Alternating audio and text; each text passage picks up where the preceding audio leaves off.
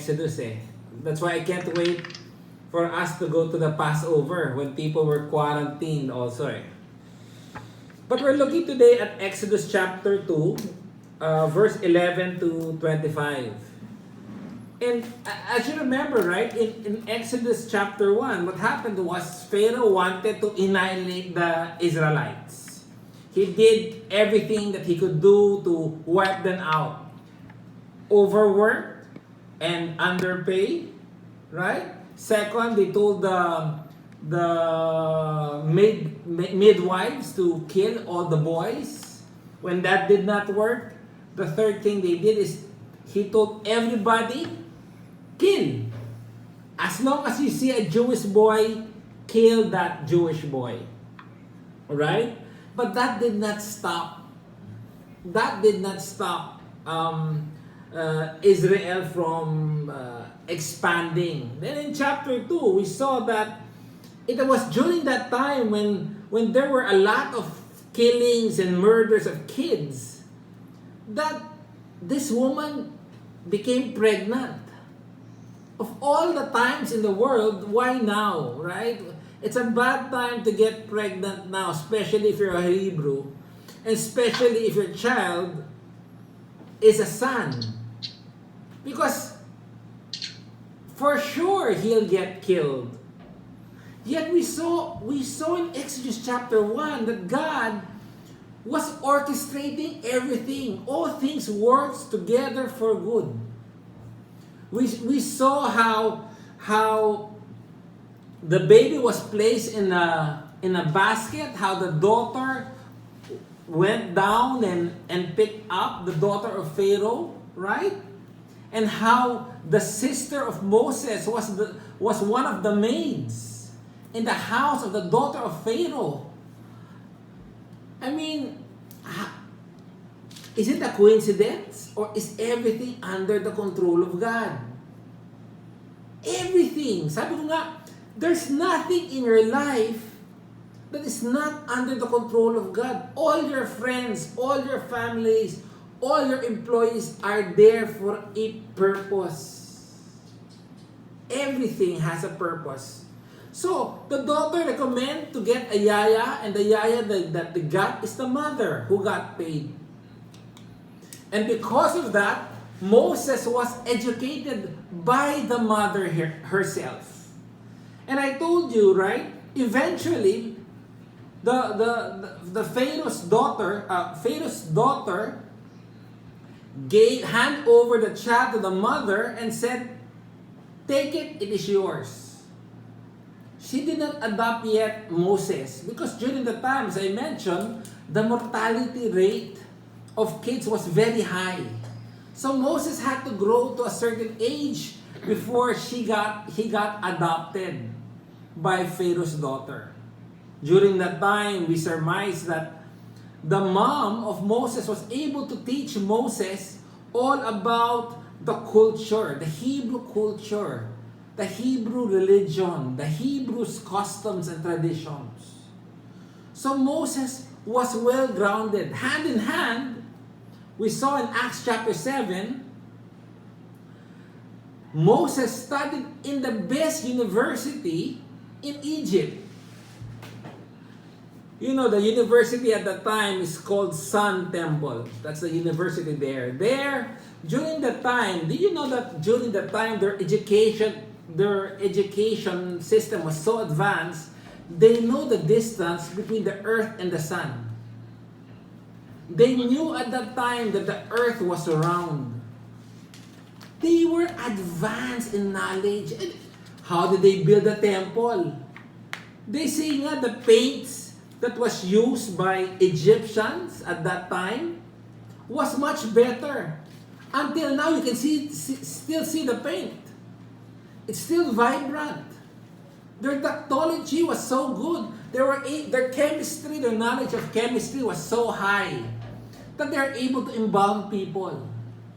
And Moses, being the daughter of Pharaoh's, the son of Pharaoh's daughter, was educated. He just got the best education, right? But I told you then last time that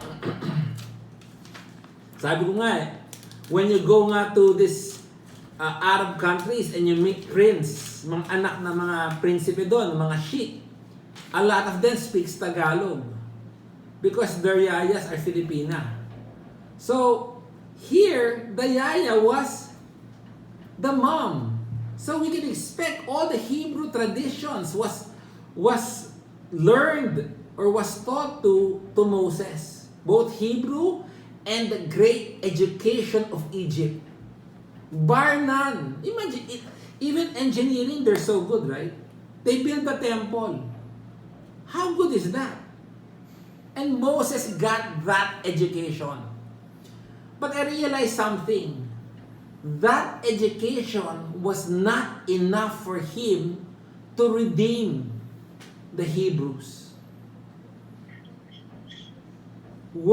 His worldly knowledge was not sufficient to redeem the Hebrew people. Now let's go to Exodus chapter 2 verse 11 now. Jack, can you read verse 11? Okay. Chapter 2 verse 11. Now it came about in those days when Moses had grown up that he went out to his brethren and looked on their hard labors, and he saw an Egyptian beating a Hebrew, one of his brethren. Yeah. Moses has grown up and he saw. He went out to his brethren and looked at their hard labor. The word look there is he looked with empathy. He knew because of the mom, he knew that he's a Hebrew. And he wanted to see kumusta na yung mga anak, yung mga kababayan niya. Go to Hebrews chapter 11, please. Hebrews chapter 11, verse 24. Okay. Hebrews, before James.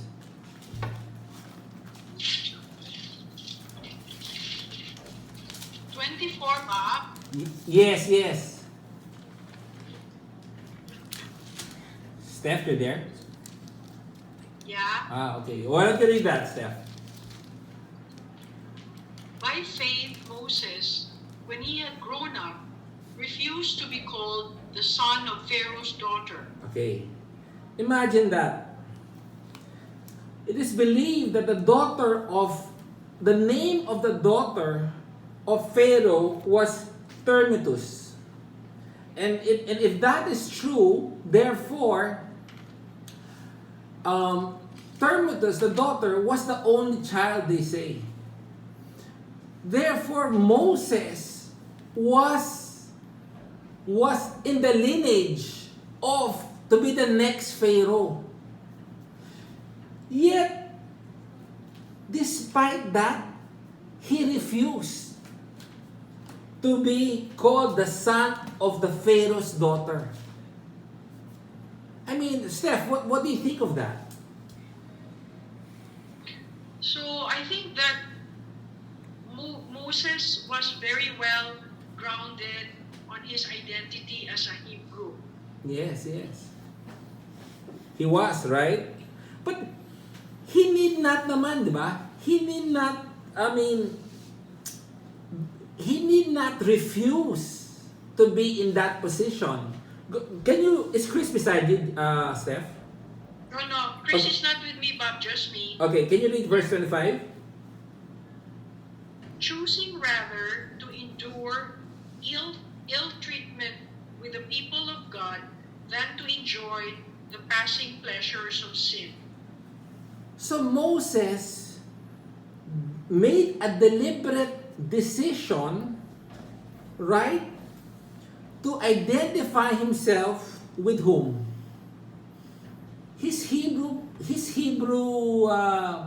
kababayans. Now, was it necessary? Di ba some people, you would say, remember Joseph? He became the second most powerful person in Egypt, right? And because of that, he was able to help his whole family and his whole tribe. don't you think it will be easy to justify staying in that position? Luis, what do you think of that? Yeah, I mean, being in that position kasi provides a lot of comfort. Yeah. It's hard to leave. And you can justify it, right? You can say that in this position, as the president of the Philippines, I can help more people. I can help the Jews. It's easy to justify that position. In fact, if you think of it, parang ang foolish if you leave eh. I mean, why would you want to leave? It's not a sin to be the ruler of Egypt, to be the next Pharaoh, right? Nothing wrong per se. And he could just simply justify it. I can help. I can tell them not anymore to beat up the Hebrews because I'm the one in power right now. Yet he deliberately chose not. Why? Why do you think? Erwin, what might be the case?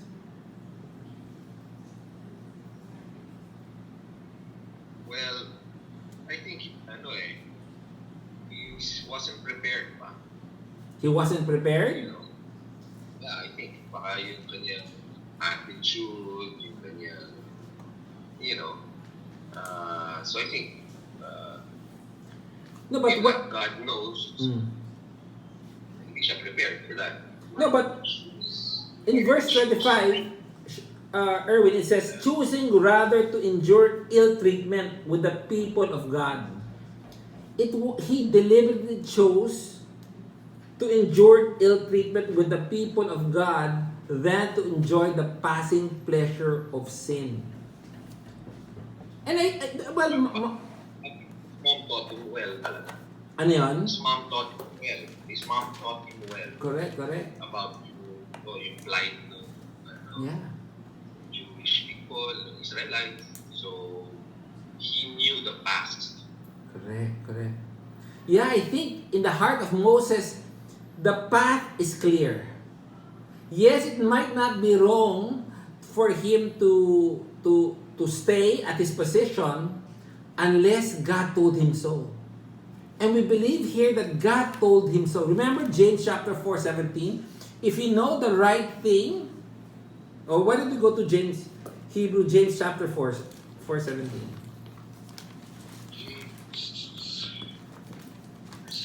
Robert, you want to read that? Therefore, to one who knows the right thing to do and does not do it, to him it is a sin. Yeah. Moses was convicted already eh. Diba? Now, if he does not still do it, it is a sin already. Robert, can you go back to Hebrews 12, verse 26?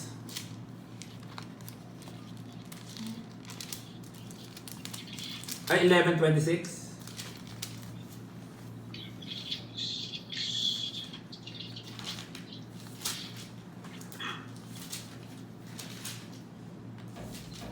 Robert?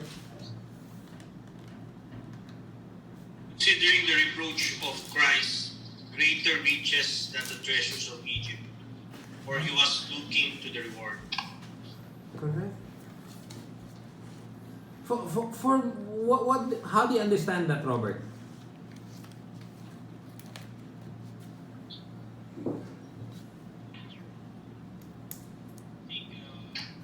Moses understood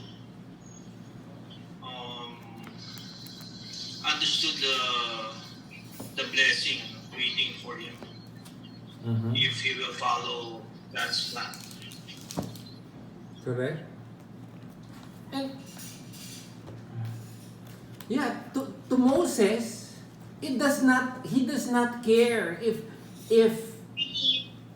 yeah, I'm sorry. For Moses, he does not care, right? On whatever consequence that his obedience will bring. If it means losing everything, if it means being ill-treated, if it means being persecuted, so be it. to him, his relationship with Christ is more important. I'm not sure how many of us can say that eh.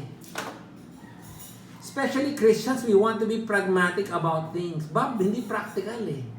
I'll lose this, I'll lose that. People might say this, people might say that. But for Moses, he said, no. I will obey Christ. I will obey God. Even if it means being ill-treated, being reproached, being persecuted. Go to Philippians chapter 3, please. Paul had the same spirit. Bob, can I ask a question? Please do. At this stage, how old is Moses already? He's 40 years old. Okay, he's already 40, so Yes. he already has a strong sense, because technically Moses is like the first prophet, right? Okay. So parang at this stage in his life, he really had a strong sense of the calling of God for his life. Yes. He has, we will read that he has the conviction already that he was called by God for such purpose. Okay. Good. Go to Philippians chapter 3, verse 7.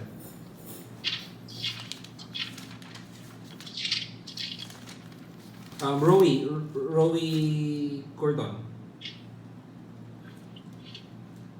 Philippians 3:7.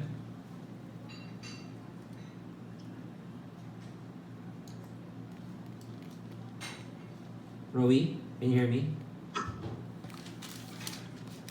Okay, Rebby na lang, Rebby. Okay. Philippians 3, can you hear me? Yes.